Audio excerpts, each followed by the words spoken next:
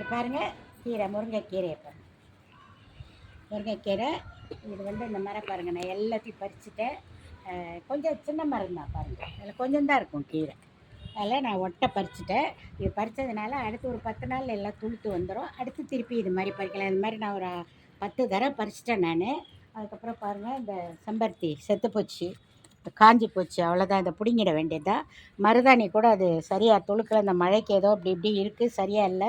அதே மாதிரி வெள்ளை செம்பருத்தி இது பாருங்கள், கொஞ்சம் பச்சை பச்சைன்னு இருக்குது, இது ஒன்றும் ஆகலை. அதே மாதிரி அதை பாருங்கள், அல்லி பூத்துருக்கு பாருங்கள், அப்படி அல்லி பூத்துருக்கு. அந்த இடம்லாம் பாருங்கள் காலியாக இருக்குது பாருங்கள். என்ன ரீசன்னா இந்த இடம்லாம் காலியாக இருக்குது, என்ன ரீசன்னா இந்த மாதிரி ஹவுஸ் ஓனர் வெயிட் ஓவர் அது வைக்க வேண்டாம்னு சொன்னார். இது ஹவுஸ் ஓனர் தான் நான் முதல்ல உங்கள்கிட்ட பாராட்டி பேசியிருந்தேன். நல்ல மனிதர், ஒன்றுமே சொல்லலைன்னு. அதே மனிதர் தான் இப்போ இதை சொன்னாங்க. நான் எடுத்துட்டேன். சொன்ன உடனே ஓகேன்னு சொல்லி எல்லாத்தையும் எடுத்து எல்லாம் கொஞ்சம் தெரிஞ்சவங்க வீட்டில் கொண்டு வச்சுட்டு, மாதுளகத்தில் எல்லாம் பாக்கி இருந்ததெல்லாம் கொஞ்சம் கீழே, இந்த ஆள் வேறெல்லாம் கீழே கொண்டு வச்சுருக்கேன். இங்கே இருக்கிறது மொத்தம் இப்போ இவ்வளோ தான் இருக்குது. இதை பாருங்கள், இத்தனை செடி தான் இருக்குது, இவ்வளோ தான் இருக்குது. இதில் நான் இதோட இந்த முருங்கைக்கீரை ஒரு 10 தடவை பறிச்சிட்டேன். ஓகே, பாய்.